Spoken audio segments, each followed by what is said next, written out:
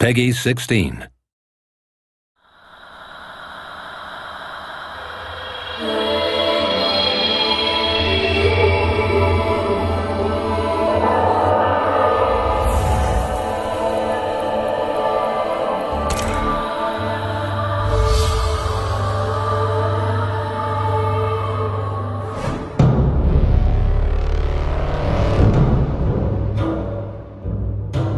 Beginning of the project, we had this core idea of adapting Journey to the West and giving it our own visual style.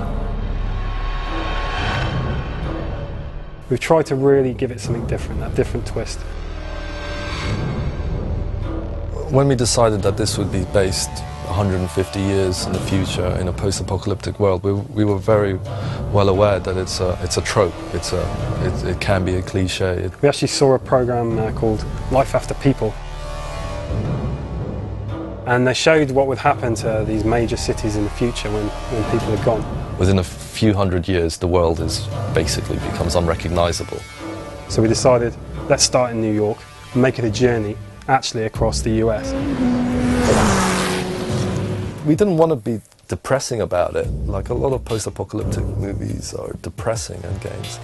We wanted to kind of make a fantasy that was like Miyazaki movies, where everything's different and everything's colourful and it's just a window into a totally different fantasy world. We thought New York would be a good place to ground it. If nature is reclaiming, then you need something to be almost aware of. Our style in terms of art is also very colourful, so we always want to put colour into all our games, and we want to add post-processing effects that you would normally see in movies to kind of make the image just feel alive. We could push the colors a lot because robots got rust, which can be orange, can be red. Skyscraper that's kind of got ivy completely all over it, or with a bed of poppies that are giving off all these shafts of red light. You can see evacuation notices in New York, you can see chemical warfare, biohazard symbols.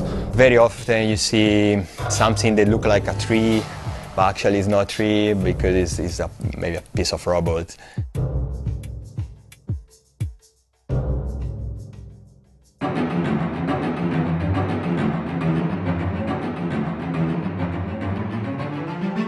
The idea of monkeys is come from the legend of Monkey, the Journey to the West, you know, the book.